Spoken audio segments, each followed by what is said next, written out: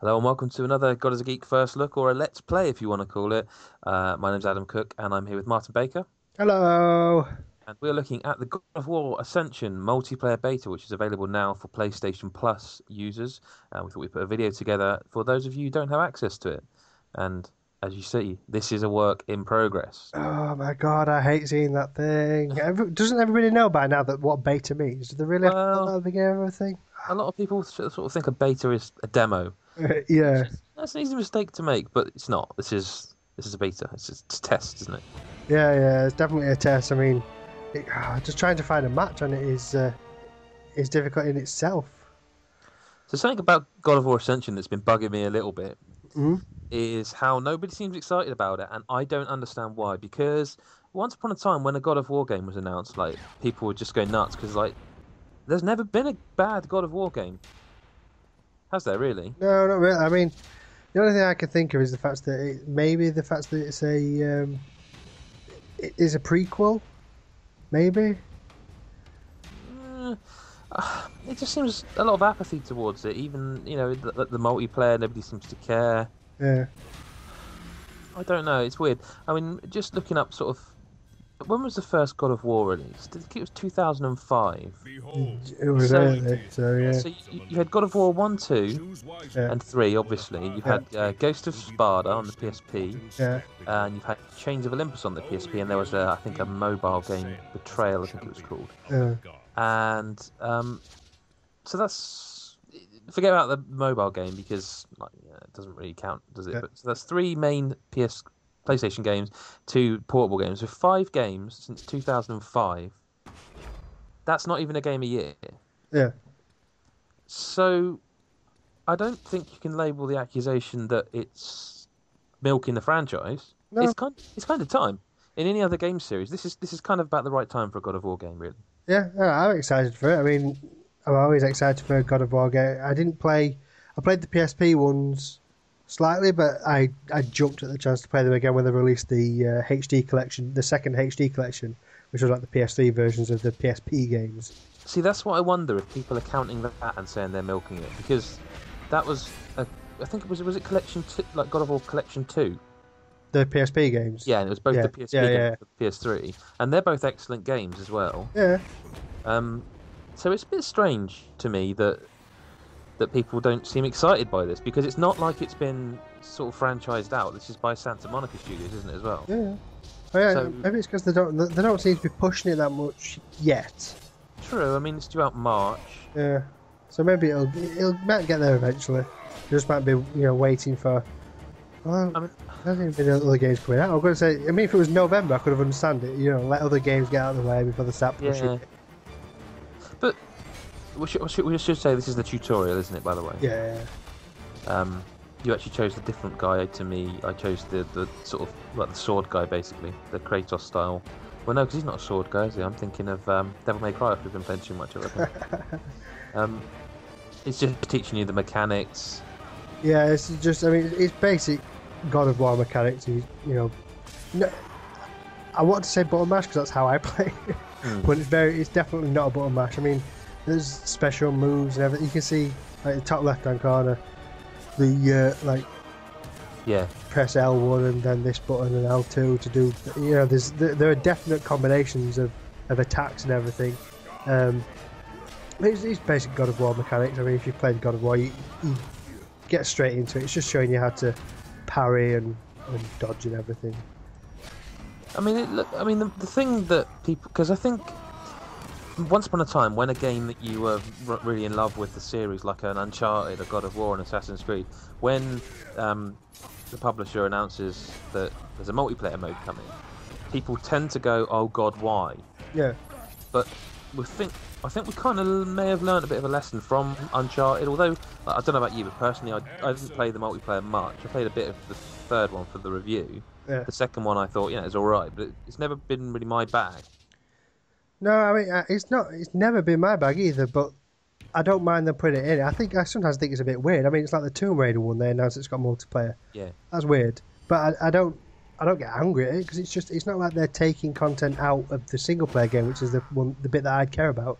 It's like with God of War Ascension, I'll play the single player game. I might delve into the multiplayer, just have a look at it. But I don't care that much about multiplayer. I never have. I mean, if you've listened to me on Godcast and even Ding, an MMO podcast, massively multiplayer, I tend to play those single player as well. So, but to start taking content out of it, I can see why people get annoyed at Call of Duty. Call of Duty started off single player and then went down the whole multiplayer route, but they're never going to do that with something that's story driven as God of War, Uncharted, Tomb Raider. It's just an extra little bit. I know, we've talked to sort of 5 minutes about it so far, but that's kind of what I don't get, is that when it comes to God of War, because what I was going to say is from the Uncharted, from the Assassin's Creed, we've learnt that adding multiplayer to these games that you wouldn't really think of having multiplayer originally can work, and the Uncharted multiplayer, despite perhaps you and I not playing it a lot, is actually really good, and the Assassin's Creed one is something I would really say is a unique multiplayer.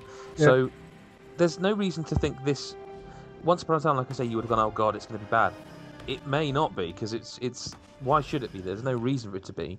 And that's why I don't quite get the apathy at the moment, when the God of War single-player experience has always been excellent. And I know it's not button mashy, but I suppose it is button mashy compared to, say, a Bayonetta or a game that is really combo heavy. Yeah. But it's not a button. It's still got techniques. Oh yeah, it's definitely techniques. I mean, it's one of those games that I enjoy a lot more because I can get through by button mash if I want, because I enjoy games with story. And it's like when people complaining about the DMC stuff. It's like, it's too easy. But it's story. The easy mode is there for people that just want to get through it and read and experience the story. There are hard modes. There will be difficult modes. I mean, even in multiplayer in this God of War Ascension, there's a leveling mechanic. So level 1, if matchmaking, assuming that it goes down the same matchmaking routes as 90% of other games, where it matches people based on their level and their skills, which it's not far-fetched to assume that the multiplayer experience will get more and more difficult as it's not going to. It might feel easy when you start the game, but that's the intention. It'll get difficult. So you might be able to get to level 10 or whatever by button mashing. You won't be able to get past level 10. You won't be able to beat those people that have spent hours and nights on the game by button mashing. You're going to have to learn some skills. So, what are we looking at the moment here then?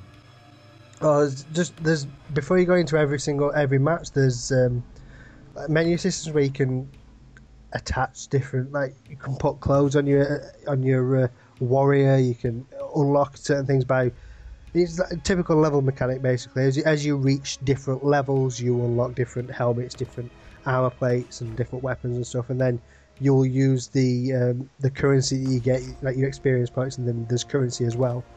You'll spend the currency to unlock those things, to buy those things, but you've got to get to those levels before they're even available to purchase. So, you can change weapons. So when you picked your guy at the beginning from the different choices, what's the actual difference then? What does that affect? Stats or? That affects the powers that you get. You get certain special abilities that you can use. Right. And in the demo, in the beta, you can do. I call it a demo. Then, damn it. Yeah. You can choose Ares, the god of war, I think, and then Zeus, and I think the ones you can't have is Poseidon, and there's one more that you can't have, Hades. They're locked out for the beta. Yeah, you can't have Hades and Poseidon in the beta, but in the full game, you'll be able to choose from 4: Ares, Hades, Zeus, and Poseidon. But I went Zeus, so you got lightning abilities and stuff like that. But I could have chose Ares at the beginning and had the rage style abilities like Kratos has. I mean, to be honest, your guy looks not that different to my guy. They all look quite sort of big, bulky. Yeah, I think most of them will start more or less exactly the same, and it's the active leveling up where you'll get different. And the gear, I suppose, as well. Yeah, the gear and the weapons and everything like that. Right. So, in terms of the actual gameplay, it does just feel like a God of War multiplayer game, but with more than just you on the screen for a change. Yeah, I mean, the combat's exactly the same. There's a little bit more tactics involved. I mean, when you're playing as the main single player game, when you're fighting against AI, they're not they're not. I mean, they're going to block, but there's going to be certain enemies that block, and you're gonna, you expect that. So you kind of learn tactics around it, whereas you can't do that with the single player, with the multiplayer stuff. Because people play the game in different ways. You'll learn tactics around things, but it's team based then. Yeah, it's team based. There's, I mean, I'm assuming there was 2 teams on this. I'm assuming their allegiance, it's based on allegiance. Right. So people that are against. So, I mean, there's every chance that it could be 4-player in the final game because there's 4 allegiances. Right. So it's like Zeus's guys versus Ares guys. Yeah. Guys. Yeah. And is there anything like NPC wise? Are there any bad guys that appear that try to get in the way of what you're trying to do, or is it just you against someone else sort of thing? Most of it's that. There are environmental things. I mean, there's no NPCs in the actual game, in the actual levels itself, or at least there isn't in the like base levels. Yeah. But there are there are like background NPCs. Like you can see in the background, they're like Cyclops that's chained up. So as you start at the level, and you see it throughout the level.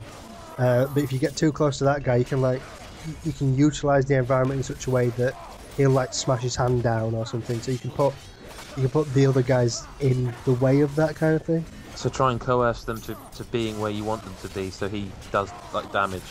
Yeah. And so you die and you respawn. Yeah, you respawn more or less instantly. Well, right. You'll get a little button that you press it and say press X to respawn, and then you'll get respawned in like your little area, and then you just have to find your way back to the fighting. It's brutal shit. It is very brutal. I mean, if you see some of the finishing moves, like it's proper God of War. Like there's one finishing move that I kept getting done on me, and they brought the sword down into my shoulder, and it'll zoom in. Right. And you'll see the bits of flesh.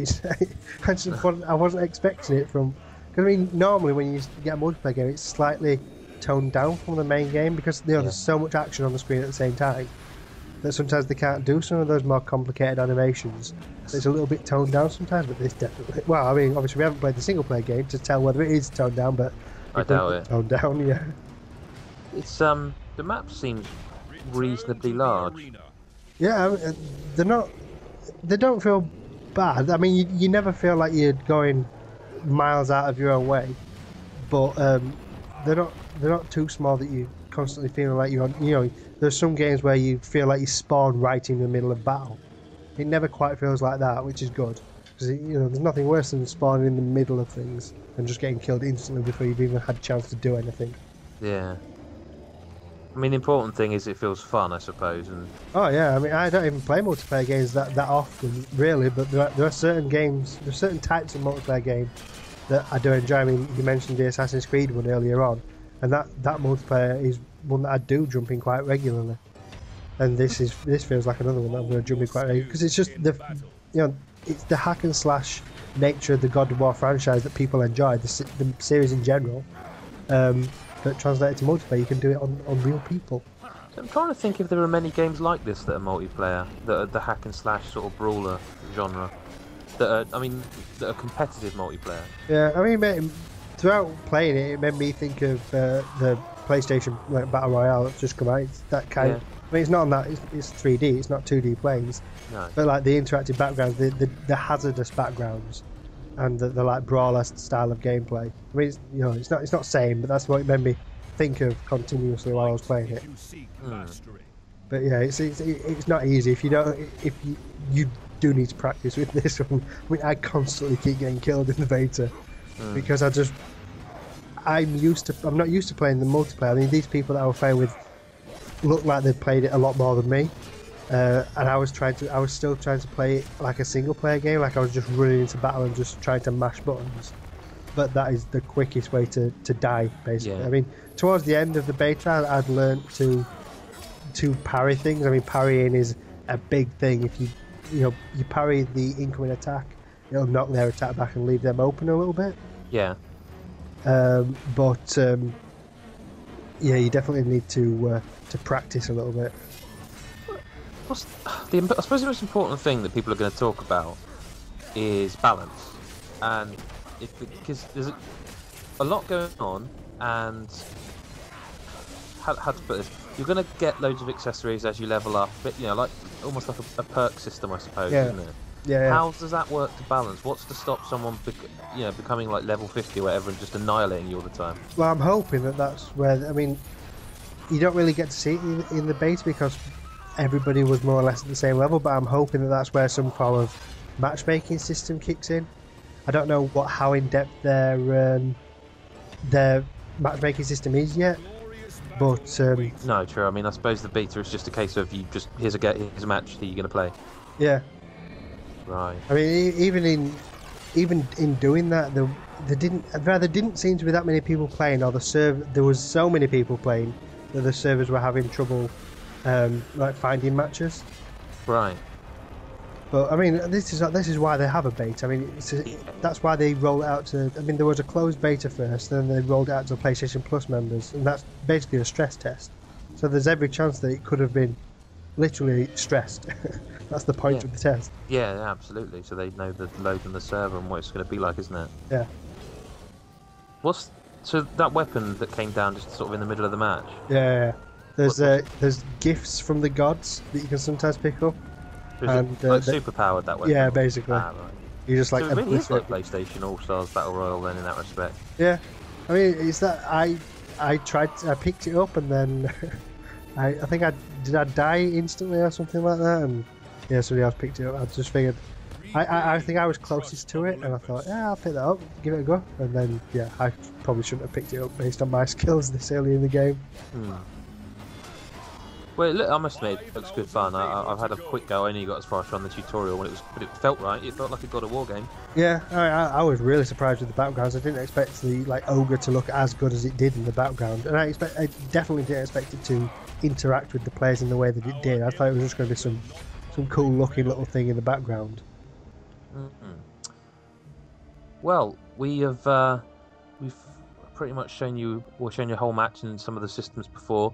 If you haven't signed up for PlayStation Plus, then kind of you're missing out.